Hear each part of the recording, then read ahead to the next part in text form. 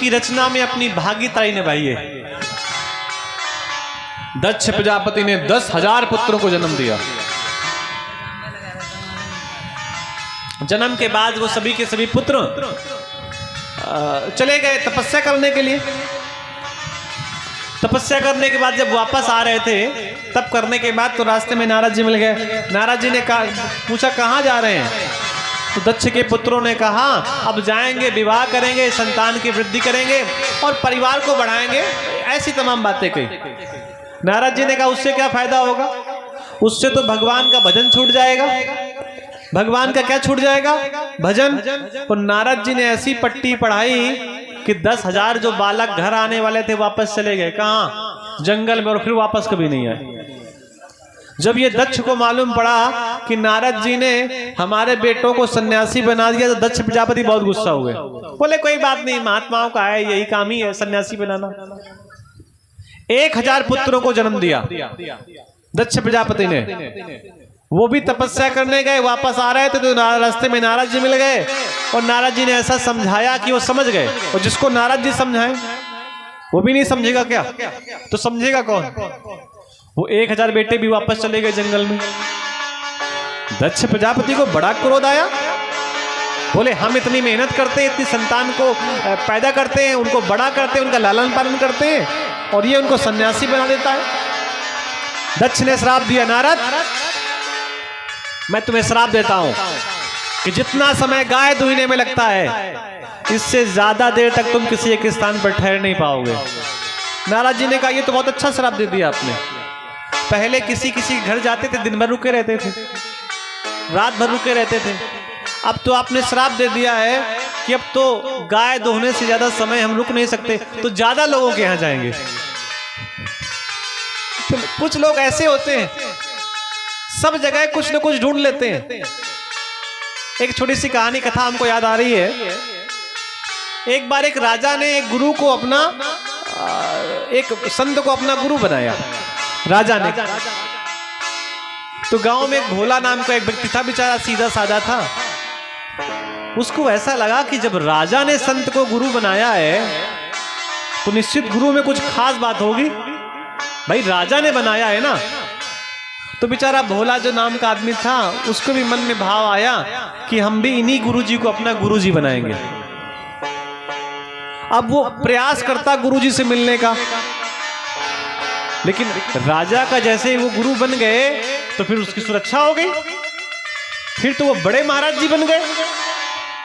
लेकिन भोला का बेचारे का मन था कि हम इन्हीं को अपना गुरुजी बनाएंगे, लेकिन मिल नहीं पा रहा था। अगली जब सुबह हुई तो गुरुजी कमंडल लेकर के दिशा मैदान जा रहे थे। दिशा मैदान जानते हैं ना सभी लोग? सुबह सुबह कमंडल लेकर के, लुटा लेकर के। अब जब वो दिशा मैदान जा रहे थे तो भोला ने देख लिया कि गुरुजी अकेले हैं। भाई वहां तो व्यक्ति अकेले ही जाएगा, शिष्यों को लेकर थोड़ी जाएगा। अब गुरुजी जैसे जितना आगे जाएं, भोला उतना पिछिया ले। अब गुरुजी जैसे ही अपना कमंडल रखें, वही भोला गुरुजी। तो गुरुजी थोड़ा और आगे बढ़ गए 1 किलोमीटर। और फिर कमंडल रखा, झाड़ी वाड़ी देखी, और जैसे कमंडल रखा गुरुजी, तो गुरुजी ने कहा क्यों पीछा क्यों करता है? तो भोला ने कहा गुरुजी वहां मिलना चाह रहे थे राजमहल में, तो आपसे मिल नहीं पाए, आपसे गुरुदीक्षा लेने आए। गुरुदीक्षा लेने कहां आया है? अब बताओ ऐसी स्थिति में व्यक्ति गुरुदीक्षा देगा? अब गुरुजी ऐसे करते करते गांव से 4 किलोमीटर आगे चले गए, और जैसे कमंडल गुरुजी गुरुदीक्षा।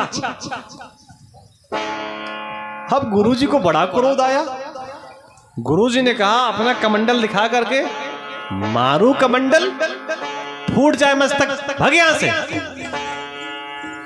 तो चेले ने कहा जी गुरुजी। उसको लगा यही मंत्र है। भाई सीधे साधे लोग होते हैं, उसको लगा यही मंत्र है। अब वो महाराज जी मंत्र जपने लगा, मारो कमंडल फूट जाए मस्तक भग यहां से, मारो कमंडल फूट जाए मस्तक भग यहां से।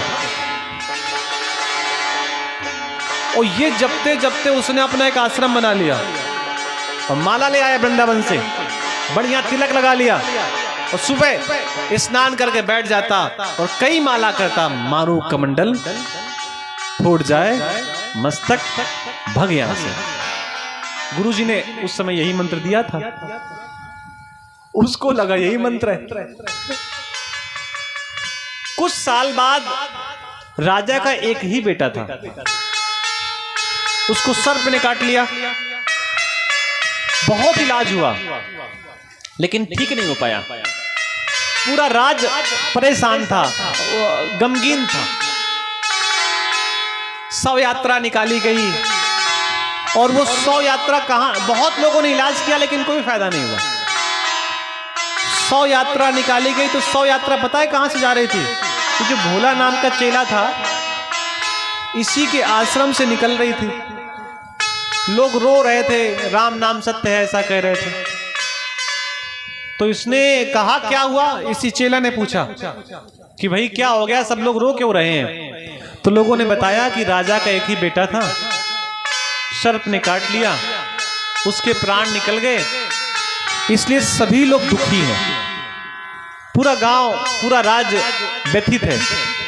उसने कहा हमारे पास मंत्र है, यही भोला नाम का चेला, और उस मंत्र में इतनी ताकत है कि मैं मरे हुए व्यक्ति को भी जिंदा कर देता हूं। लोगों ने उपहास किया, अरे ये सब नाटक कर रहा है। अरे बोले नहीं नहीं यार, इसको लाओ, यहीं लाओ। तो लोगों ने कहा चलो इसको भी प्रयास कर लेने दो।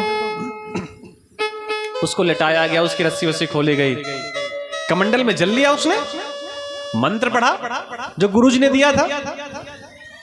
मंत्र याद है ना? सबको याद है? ओम नमो भगवते वासुदेव भूल गया होगा, लेकिन ये वाला मंत्र सबको याद होगा। 3 बार मंत्र पढ़ा, मारो कमंडल फूट जाए मस्तक भग यहां से, जल डाल दिया। और जैसे तीसरी बार जल डाला, वो लड़का ऐसे खड़ा हो गया जैसे सो रहा हो। अब तो भैया पूरे राज्य में खबर फैल गई कि बहुत बड़े महात्मा हैं जिनके पास बहुत दिव्य मंत्र है, बहुत शक्तियां हैं, मरे हुए व्यक्ति को भी जीवित कर देते हैं। तो जो इस भोला नाम के गुरुजी थे, उनको लगा ऐसे दिव्यात्मा के दर्शन हमको भी करने चाहिए। बोले चलो ऐसे शिष्य से, ऐसे व्यक्ति से मिले, मरे आदमी को जिंदा कर देता है। अब राजा के और भोला के गुरु एक ही थे। अब गुरुजी आए, गुरुजी ने पूछा कौन आदमी है जिसने मरे हुए व्यक्ति को जिंदा कर दिया?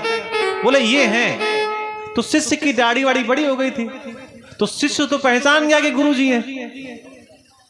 भाई ऐसी स्थिति में उन्होंने मंत्र दिया था, लेकिन गुरुजी नहीं पहचान पाए, क्योंकि गुरुजी ने कोई मंत्र दिया ही नहीं था।